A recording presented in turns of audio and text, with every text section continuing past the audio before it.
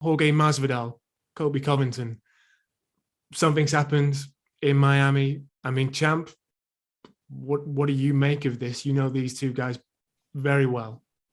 Ah, man, it's a double-edged sword. It's a tough situation because at some point, even nowadays, these guys are building fights. There's certain lines that you just don't cross. That's 100%. Like, you just don't cross those lines. And he crossed them against me both times that we fought. Mm-hmm.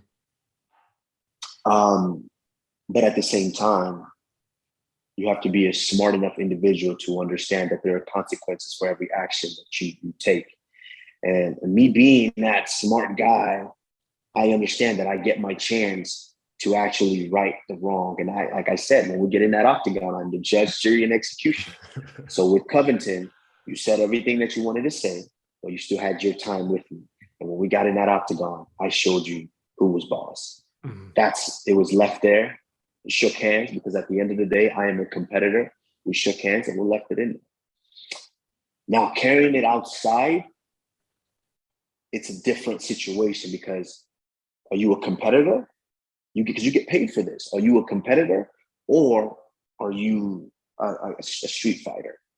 A guy who's just fighting in the streets with no ramifications to what could or could not happen. Mm-hmm. So it's just a matter of being smart. And once again, like I said, I'm just a nice guy who I know right from wrong. I know that you do this and you do that. I know that you don't cross these lines when you're talking about a person. And also I know that you don't go to a restaurant where there's a lot of high-end people and clients and you do stupid stuff like that because it's going to end up on TMZ.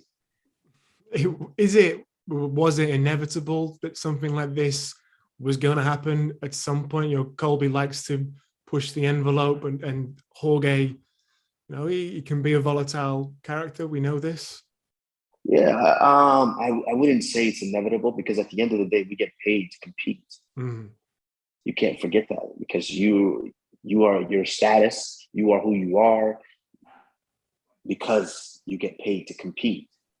So when you start doing things that jeopardizes your ability to compete and get paid for it, at this point, you have to kind of weigh out the options. What am I doing?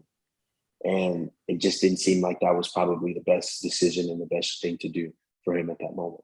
Look, as you say, you are one of the nice guys of the sport. You're a fantastic ambassador for mixed martial arts. Are you a bit disappointed here that two guys who are also at the top of the game behaved in this way?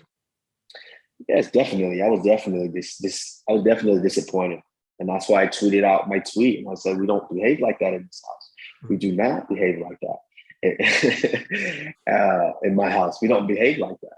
Yeah. These two boys should know right from wrong, and they should know that when you compete and you leave it in there. So if you had enough to carry outside, then you should have competed harder when you were inside that octagon.